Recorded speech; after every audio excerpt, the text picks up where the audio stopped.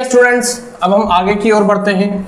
तो आगे की ओर बढ़ते हैं तो आप अगर फर्स्ट ईयर में हैं तो मैं मानता हूं कि आप 10वीं क्लास पास आउट स्टूडेंट्स हैं। तो 10वीं क्लास पास आउट स्टूडेंट हैं तो हम जो है 10वीं क्लास की साइंस के बेसिस पर जो है थोड़ा बहुत इसको समझने की कोशिश करेंगे। आपने 10वीं क्लास साइंस के अंदर जो है कुछ टॉपिक्स के बारे में पढ़ा है जो कि आपके यहाँ पर काम आने वाले हैं।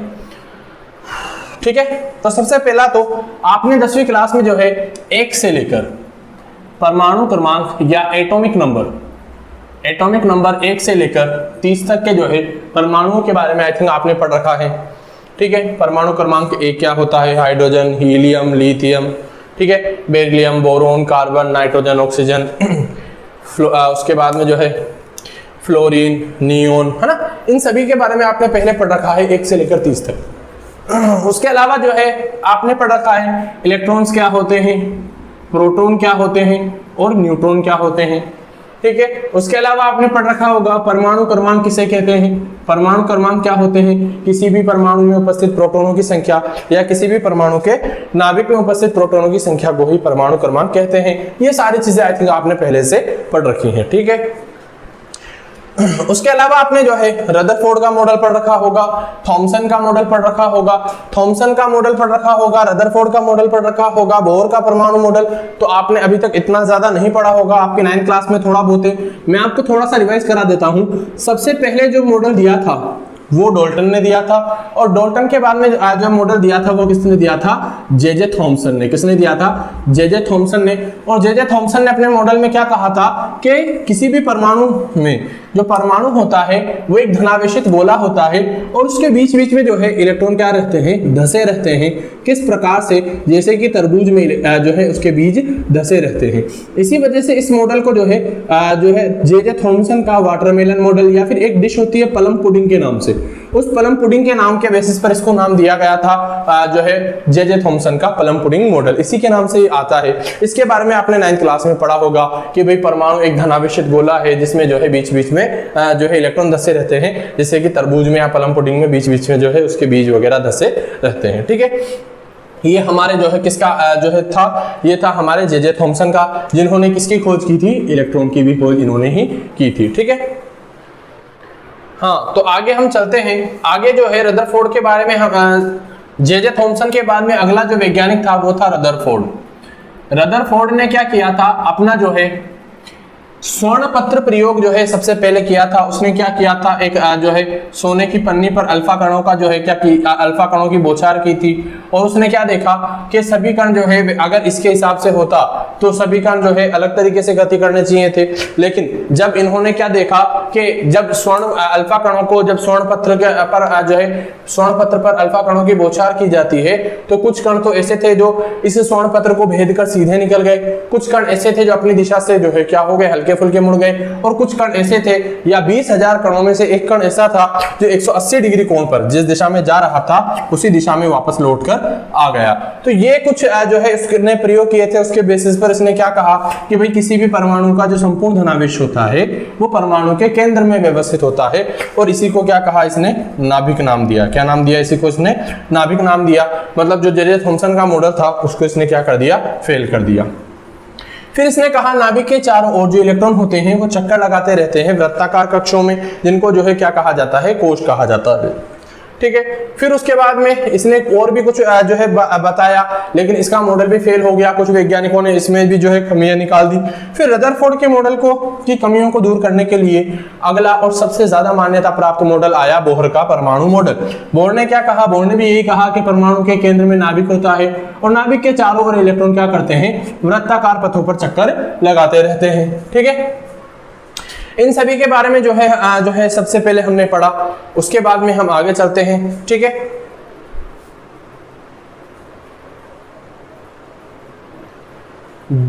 जी, तो हम यहाँ पर जो है अब बात करेंगे जो परमाणु के पार्टिकल्स होते हैं, परमाणु के मूलभूत कण होते हैं, परमाणु के नाभिक में या परमाणु में पाए जाने वाले कणों के बारे में। ठीक है, तो किसी भी परमाणु में जो है मेनली जो है 3 प्रकार के कण पाए जाते हैं। वैसे तो और भी कण पाए जाते हैं, लेकिन मुख्यतया किसी भी परमाणु में जो है 3 प्रकार के कण मेनली हमें देखने को मिलते हैं। एक है इलेक्ट्रॉन, एक है प्रोटॉन, एक है न्यूट्रॉन। हमने यहाँ पर एक सारणी बनाकर उनको समझाने की कोशिश की है। हमने सारणी में क्या क्या रखा है, सबसे पहला है हमारा पार्टिकल, किस पार्टिकल के बारे में हम यहाँ पर बात करेंगे। दूसरा है उसको डिस्कवर किसने किया, डिस्कवर्ड बाय, तो डिस्कवर किसने किया। तीसरा हम बात करेंगे उसके मास की, किलोग्राम में, मास की बात करेंगे किसमें, किलोग्राम में, मतलब उसका मास या उसका द्रव्यमान किलोग्राम में कितना होता है। फिर हम बात करेंगे चार्ज की, और चार्ज किसमें हम देखेंगे, कूलाम में। किसमें देखेंगे चार्ज हम, कूलाम में। चार्ज मतलब उसके ऊपर कितना आवेश पाया जाता है। फिर उसके बाद में हम बात करेंगे लोकेशन, परमाणु में उसकी लोकेशन क्या होती है, परमाणु में किस स्थान पर हमें वो देखने को मिलता है। और लास्ट में हम बात करेंगे उसको हम प्रदर्शित किसके द्वारा करते हैं, उसका सिंबल क्या है। ठीक है, इन सभी के बारे में जो है हम यहाँ पर बात करेंगे। तो सबसे पहले देखो, पहला जो पार्टिकल है या पहला जो कण है परमाणु में पाया जाने वाला, वो है हमारा इलेक्ट्रॉन। ठीक है, इलेक्ट्रॉन किसके द्वारा खोजा गया, डिस्कवर्ड बाय, या किसके द्वारा खोजा गया, तो इलेक्ट्रॉन की खोज की सर जे थॉमसन ने, जे थॉमसन के द्वारा जो है इसको खोजा गया। मास ऑफ इलेक्ट्रॉन कितना होता है, इलेक्ट्रॉन का द्रव्यमान कितना होता है, तो इलेक्ट्रॉन का द्रव्यमान होता है 9.11 इंटू 10⁻31 किलोग्राम में।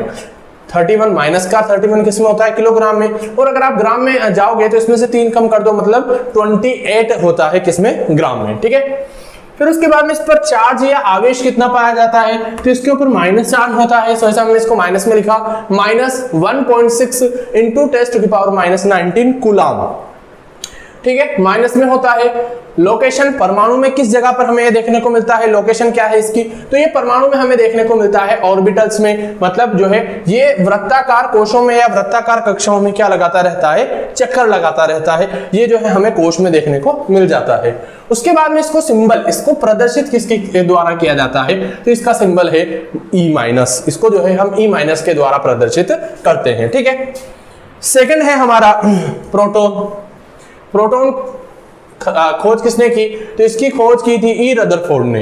किसके द्वारा की गई, ई रदरफोर्ड के द्वारा, या फिर आप सिर्फ रदरफोर्ड का नाम भी ध्यान रख सकते हो। इसकी खोज करने का श्रेय किसको जाता है, रदरफोर्ड को। ठीक है, उसके बाद में इसका मास कितना होता है, तो इसका मास जो है, जो हमारा इलेक्ट्रॉन का मास था उससे ज्यादा होता है, 1.67 इंटू 10⁻27 किलोग्राम में होता है। किलोग्राम में कितना होता है, -27, और अगर इसको ग्राम में कन्वर्ट करोगे तो -24 ग्राम हो जाएगा। ठीक है, आपके एग्जाम में जो है चूंकि परमाणु के स्ट्रक्चर है तो इनके बारे में पूछा जा सकता है, मास ऑफ इलेक्ट्रॉन, उसके अलावा charge of electron, mass of proton, charge of proton, discover किसने किया, खोजकर्ता कौन था। इसलिए मेरे को ये सारी चीजें मैंने आपको एक बार रिपीट कराई, आपके 9th क्लास में है ये, मैंने सिर्फ रिपीट कराइए। ठीक है, हम जब आगे पढ़ेंगे तो ये सारी चीजें हम जो है डिस्कस करते हुए चलेंगे। ठीक है, अब इसका जो है मास कितना होता है, 1.67 इंटू 10⁻27 किलोग्राम में, और अगर आप इसको ग्राम में कन्वर्ट करोगे तो -24 हो जाएगा। फिर उसके बाद में इस पर चार्ज कितना होता है, तो इसके ऊपर चार्ज होता है प्लस। अब देखो, इलेक्ट्रॉन के ऊपर होता है माइनस में और इसके ऊपर होता है प्लस में, तो इसके ऊपर चार्ज कितना होता है, प्लस 1.6 इंटू 10⁻19 कूलाम। ठीक है, लोकेशन क्या होती है, तो ये भी कहां पर लोकेटेड होता है, ये भी हमारे जो है परमाणु है उसके नाभिक में, न्यूक्लियस में या परमाणु के नाभिक में जो है ये लोकेटेड होता है, ये परमाणु के नाभिक में पाया जाता है। फिर उसके बाद में इसको प्रदर्शित किसके द्वारा किया जाता है, तो इसको भी प्रदर्शित करने के लिए हम किसका यूज करते हैं, पी का यूज करते हैं। प्रोटॉन को जनरली किसके द्वारा प्रदर्शित किया जाता है, पी के द्वारा प्रदर्शित किया जाता है। नेक्स्ट है हमारा last but not the least, ठीक है, न्यूट्रॉन। न्यूट्रॉन की खोज किसके द्वारा की गई, तो न्यूट्रॉन की खोज की गई जेम्स चैडविक के द्वारा। किसके द्वारा की गई, जेम्स चैडविक के द्वारा जो है न्यूट्रॉन की खोज की गई। इसका मास जो है प्रोटॉन के मास के लगभग बराबर होता है ना। प्रोटॉन का जो मास है उसके लगभग इसका जो है बराबर होता है, जितना प्रोटॉन का द्रव्यमान होता है उतना इसका द्रव्यमान होता है, लेकिन इसके ऊपर आवेश नहीं पाया जाता। ठीक है, इसका मास तो कितना होता है, द्रव्यमान कितना होता है, 1.67 इंटू 10⁻27 किलोग्राम, और ग्राम में अगर कन्वर्ट करोगे तो -24 हो जाएगा। ठीक है, उसके अलावा इसका जो है चार्ज कितना होता है, तो इसके ऊपर किसी भी प्रकार का कोई आवेश नहीं पाया जाता, ये अनावेशित कण होता है, इसके ऊपर कोई आवेश नहीं पाया जाता। ठीक है, उसके बाद में कहां पर पाया जाता है, तो इसकी लोकेशन है न्यूक्लियस। ये हमको जो है परमाणु के नाभिक में देखने को मिलता है, और इसको प्रदर्शित किसके द्वारा किया जाता है, तो इसको प्रदर्शित किया जाता है n के द्वारा, स्मॉल n के द्वारा जो है न्यूट्रॉन को प्रदर्शित किया जाता है। कोई दिक्कत यहां तक, ठीक है।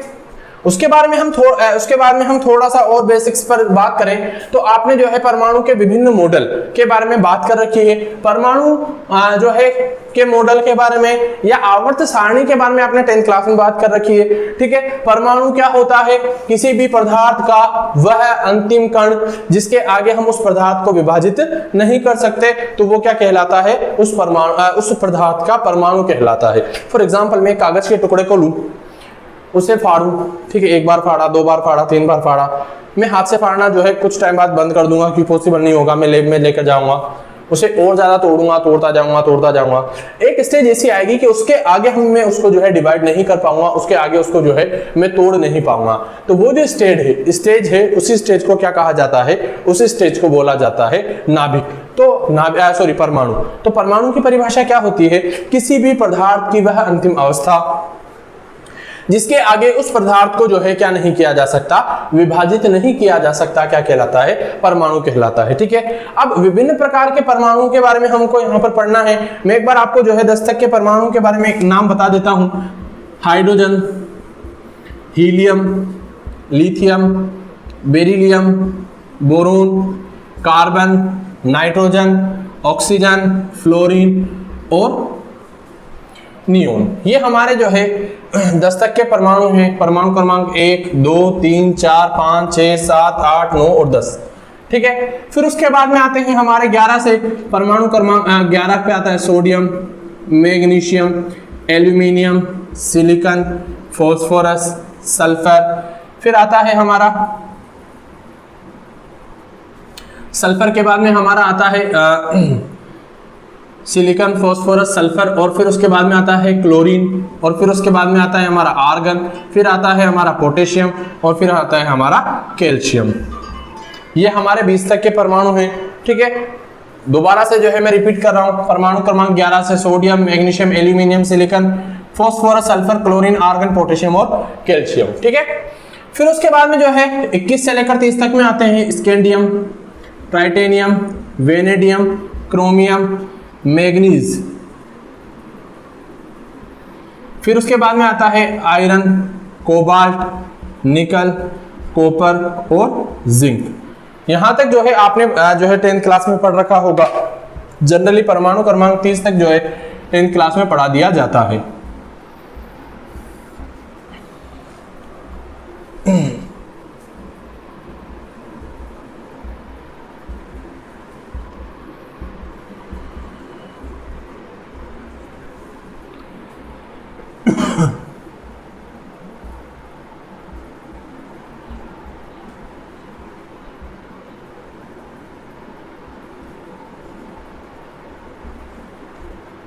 ये परमाणु क्रमांक जो है 30 तक जो है ये सब आते हैं। ठीक है, परमाणु क्रमांक 30 तक के जो है परमाणुओं के बारे में आपने 10th क्लास में पढ़ रखा है। मैंने आपको जो है लिखकर बता दिए, मैं एक एक भी आपको समझा दूंगा, अपन पढ़ लेंगे। इनको याद करने की ट्रिक के बारे में भी हम बात कर लेंगे। मैं दोबारा से रिपीट कर रहा हूँ। Hydrogen, helium, lithium, beryllium, boron, carbon, nitrogen, oxygen, fluorine और नियोन। फिर है sodium, magnesium, aluminium, silicon, phosphorus, sulphur, chlorine, argon, potassium और कैल्शियम। फिर है scandium, titanium, vanadium, chromium, manganese, iron, cobalt, nickel, copper और जिंक। ठीक है, अब चूंकि हम केमिस्ट्री पढ़ रहे हैं तो हम बार बार जो है विभिन्न प्रकार के परमाणुओं के सिंबल के बारे में बात करेंगे। तो आप एक चीज यहां पर ध्यान रखना, जब भी आप किसी परमाणु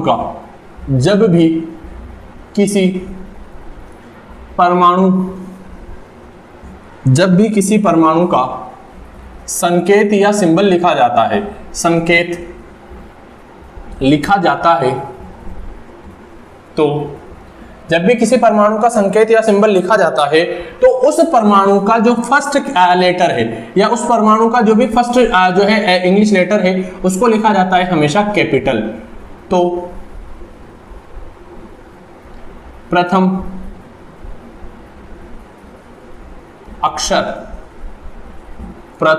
अक्षर कैपिटल लिखा जाता है। कैसा लिखा जाता है? कैपिटल लिखा जाता है। आप लोगों ने वैसे पढ़ रखा होगा, लेकिन मैं आपको दोबारा से बता रहा हूं। जो प्रथम अक्षर है वो कैपिटल लिखा जाता है, और सेकंड जो होता है या द्वितीय या दूसरा जो अक्षर होता है, दूसरा अक्षर हमेशा कैसा लिखा जाता है? स्मॉल लिखा जाता है। जैसे यहां पर देखो, मैं यहां पर बात करूं हीलियम की, तो हीलियम में देखो दूसरे नंबर पर H पहला अक्षर है जो कि कैसा लिखा है मेरे, कैपिटल। द्वितीयक अक्षर जो स्मॉल है वो कौन है, E। इसी तरीके से आप इनमें से किसी को भी देख लो, मैग्नीशियम में first capital second small, chlorine में फर्स्ट कैपिटल सेकंड स्मॉल, निकल में फर्स्ट कैपिटल और सेकंड स्मॉल। तो जब भी आप किसी परमाणु के संकेत को लिखते हो तो परमाणु के संकेत को लिखते समय इस बात का ध्यान रखा जाता है कि जो फर्स्ट जो है अक्षर होता है वो हमेशा कैपिटल होता है और सेकंड अक्षर जो होता है वो हमेशा कैसा होता है, स्मॉल होता है। इस बात का भी आपको जो है ध्यान रखना है, ठीक है। उसके बाद में जो है आपने परमाणु के बारे में कुछ और बातें पढ़ रखी होंगी। समस्थानिक क्या होते हैं, समभारिक क्या होते हैं, आपके 9th क्लास में थे। समस्थानिक क्या होते हैं, समभारिक क्या होते हैं, सम इलेक्ट्रॉनिक क्या होते हैं। तो समस्थानिक क्या होते हैं, किसी भी पदार्थ के वे परमाणु या किसी भी तत्व के वे परमाणु जिनका परमाणु क्रमांक तो क्या होता है, समान होता है, लेकिन उनकी द्रव्यमान संख्या क्या होती है, भिन्न भिन्न होती है, उनकी द्रव्यमान संख्या अलग अलग होती है। तो इस प्रकार के परमाणुओं को क्या बोल दिया जाता है, समस्थानिक बोल दिया जाता है, ठीक है। अब परमाणु संख्या क्या होती है, द्रव्यमान संख्या क्या होती है, उन सभी के बारे में आपने आई थिंक जो है पढ़ रखा है। मैं दोबारा से रिपीट कर देता हूं, किसी भी परमाणु का जो परमाणु क्रमांक होता है, सपोज करो इसका 25 है, तो इसमें इलेक्ट्रॉनों की संख्या भी कितनी है, 25। प्रोटॉनों की संख्या भी कितनी है, 25, और न्यूट्रॉनों की संख्या भी कितनी है, 25। इसमें इलेक्ट्रॉनों की संख्या 25 जब है जब इस पर ना तो कोई धनावेश हो और ना ही कोई ऋणावेश हो। मतलब किसी भी परमाणु के अंदर के ऊपर अगर कोई धनावेश या ऋणावेश नहीं है, मतलब वो उदासीन है, तो उसमें इलेक्ट्रॉन भी परमाणु क्रमांक के बराबर होंगे, प्रोटॉन भी परमाणु क्रमांक के बराबर होंगे और न्यूट्रॉन भी परमाणु क्रमांक के बराबर होंगे, ठीक है। अब किसी भी परमाणु की द्रव्यमान संख्या क्या होती है, तो द्रव्यमान संख्या होती है, द्रव्यमान संख्या बराबर होता है परमाणु में पाए जाने वाले प्रोटॉनों की संख्या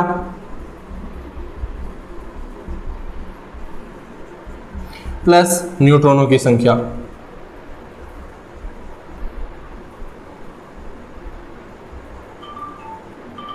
ठीक है, तो किसी भी परमाणु में पाए जाने वाले प्रोटॉनों की संख्या और न्यूट्रॉनों की संख्या के कुल योग को ही क्या बोल दिया जाता है, उस परमाणु की द्रव्यमान संख्या बोल दी जाती है। एक मिनट होल्ड करना।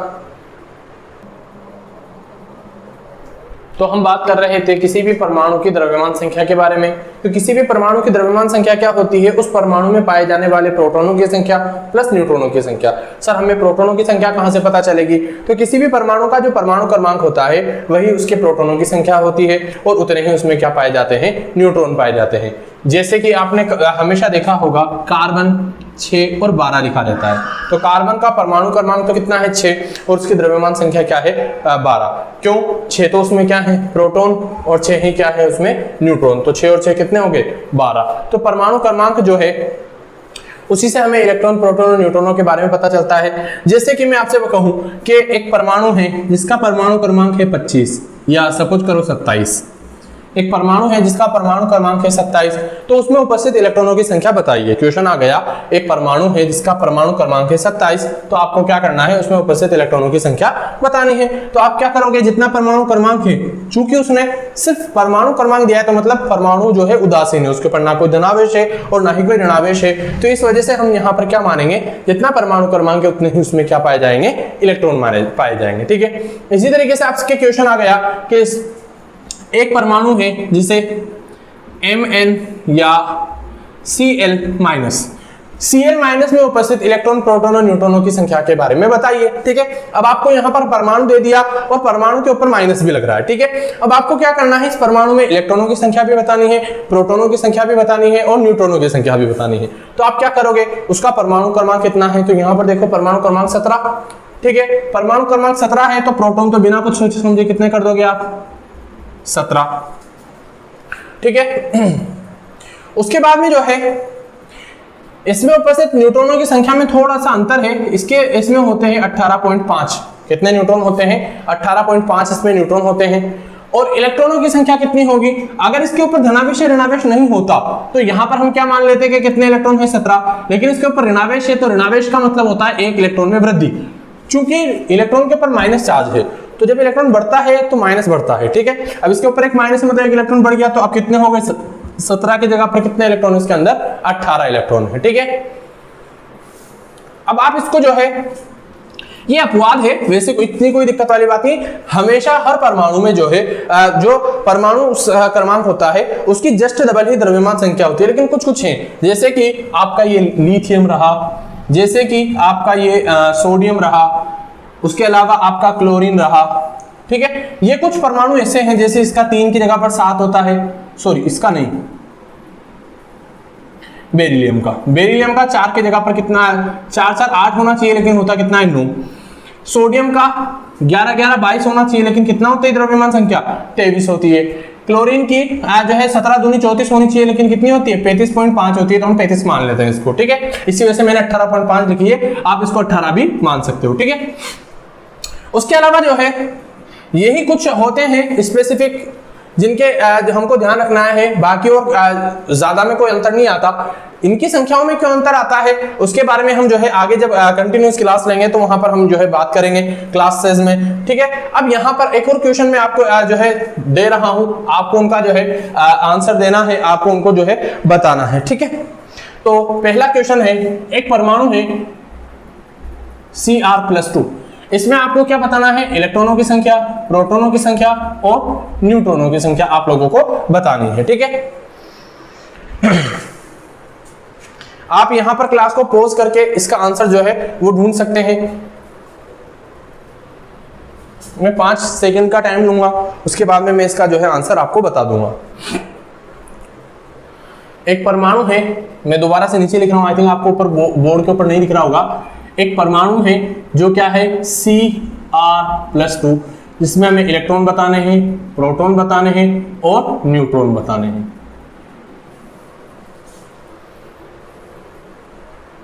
ठीक है। तो मैं इसका आंसर बताता हूं। तो देखो यहां पर सबसे पहले हमें क्रोमियम का क्या पता होना चाहिए, परमाणु क्रमांक पता होना चाहिए, और क्रोमियम का परमाणु क्रमांक कितना है 2424, ठीक है। तो 2424 परमाणु क्रमांक है क्रोमियम का। तो जब क्रोमियम का परमाणु क्रमांक 24 है तो बिना कुछ सोचे समझे प्रोटॉन और न्यूट्रॉन तो कितना लिख देना है 24 लिख देना है। इलेक्ट्रॉन कितने हैं, तो भैया देखो प्लस है, जब माइनस का मतलब इलेक्ट्रॉनों की वृद्धि हो रहा है तो उसका जस्ट अपोजिट प्लस का मतलब इलेक्ट्रॉनों की क्या हो जाएगा, कमी। तो इलेक्ट्रॉनों की कमी है तो कितने प्लस, 2 प्लस, तो कितने इलेक्ट्रॉनों की कमी, मतलब टोटल कितने इलेक्ट्रॉन इसके अंदर 22 इलेक्ट्रॉन है, ठीक है।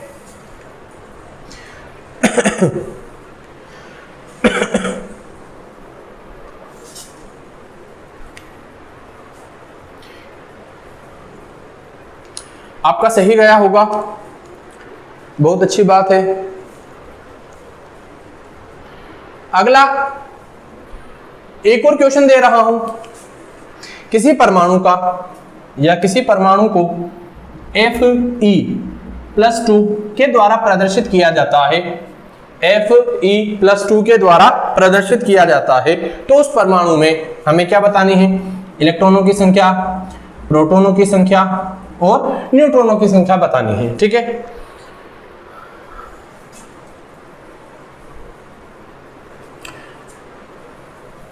Fe+2 है, इलेक्ट्रॉन, प्रोटॉन और न्यूट्रॉनों की संख्या हमें बतानी है।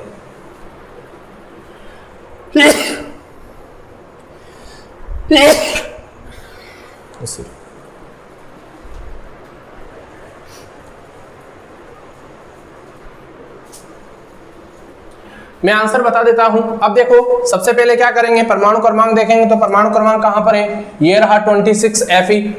तो जब परमाणु क्रमांक 26 है तो हम जानते हैं प्रोटॉन तो कितने होंगे 26, न्यूट्रॉन भी कितने होंगे 26, इलेक्ट्रॉन कितने होंगे, तो भैया चूंकि +2 है, +2 का मतलब इलेक्ट्रॉन घटेंगे, कितने घटेंगे, 2 घटेंगे, तो 2 घटने पर कितना हो गया 24। तो मतलब इसमें इलेक्ट्रॉन कितने हैं 24, प्रोटॉन कितने हैं 26 और न्यूट्रॉन भी कितने हैं 26 है। आई बात समझ में? अगर आपका आंसर सही जा रहा है तो मतलब आपको समझ में आ रहा है। वैसे हम जो है कल से हमारा जो है फर्स्ट यूनिट है उसे स्टार्ट करेंगे, और अभी मैं आपका जो है बेसिक के बेसिस पर आपका बेसिक कितना मजबूत है, आपने 11th में आपको कितना ध्यान है, उसके बारे में जो है मैंने आपसे कुछ इंपॉर्टेंट चीजें बताकर उनसे रिलेटेड जो है क्वेश्चंस के बारे में बात की है। हम कल से हमारा जो है मेन सिलेबस है जो यूनिट नंबर 1 है वहां से स्टार्ट करेंगे और हम जो है 5 यूनिट कंप्लीट करेंगे, ठीक है। आपको जो है मैं बोर्ड पर जो है समझाऊंगा और उसके जो नोट्स हैं वो आपको ऐप पर प्रोवाइड करा दिए जाएंगे।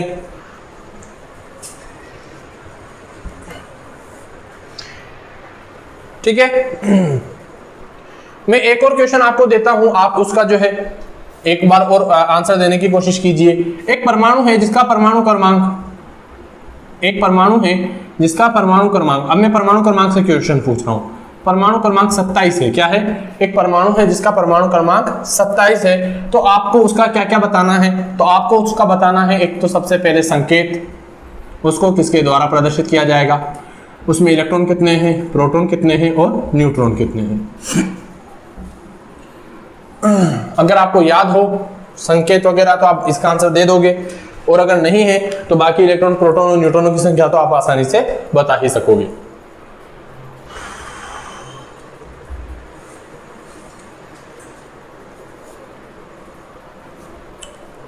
ठीक है, अब देखो परमाणु क्रमांक कितना है 27, और 27 पर क्या आ रहा है कोबाल्ट, तो इसका संकेत तो क्या हो जाएगा सी कैपिटल और स्मॉल ओ आ जाएगा इसके बेसिस पर। ठीक है, इलेक्ट्रॉन कितने हैं, परमाणु क्रमांक 27, तो इलेक्ट्रॉन भी 27, क्योंकि यहां पर से परमाणु क्रमांक दिया है ना हमें प्लस बताया है और ना ही हमें माइनस बताया है। उसके बाद में प्रोटॉन भी कितने होंगे 27 और न्यूट्रॉन भी कितने होंगे 27।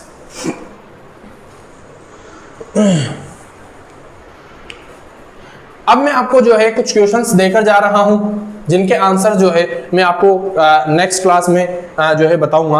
आप उनके आंसर जो है करके लाइएगा, मैं आपको जो है उनके आंसर नेक्स्ट क्लास में बताऊंगा आपको कितना आया उसके बेसिस पर। अब जो है मैं आपको घर से करके लाने के लिए या जो है आपको खुद का करने के लिए कुछ क्वेश्चंस दे रहा हूं जिनका आंसर मैं नेक्स्ट क्लास में दूंगा। Na+ Fe+ F- Cl+2 Ar, इनमें आपको क्या बताना है, इलेक्ट्रॉनों की संख्या, प्रोटॉनों की संख्या और न्यूट्रॉनों की संख्या। उसके अलावा एक और क्वेश्चन है, परमाणु क्रमांक 27, 25,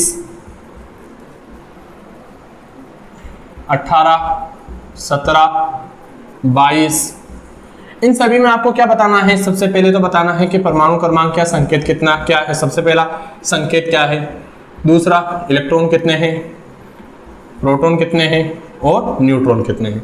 ये दो क्वेश्चंस हैं जिनके बारे में आपको आंसर देना है। अगर आपको इन सभी के क्वेश्चंस के आंसर आ जाते हैं तो मैं ये मानूंगा कि आपका बेसिक्स जो है वो क्लियर है, बेसिक में इतनी दिक्कत नहीं आएगी। और बाय चांस अगर आपको आंसर नहीं आता है, जिसके चांसेस कम है क्योंकि आपने 10th में पढ़ाई की होगी, तो आपको में भी जो है आ जाएगा। अगर आपको बाय चांस नहीं आते हैं तो हम ये सारी चीजें आगे जो है रिपीट करेंगे, आगे पढ़ेंगे, वहां पर आपको क्लियर हो जाएगा, ऐसी कोई दिक्कत वाली बात नहीं है। आपको जो है इन क्वेश्चंस के बेसिस पर, अभी अपन ने जो कुछ भी पढ़ा उसके बेसिस पर जो है आपको इन सभी के आंसर देने हैं। आगे हम नेक्स्ट क्लास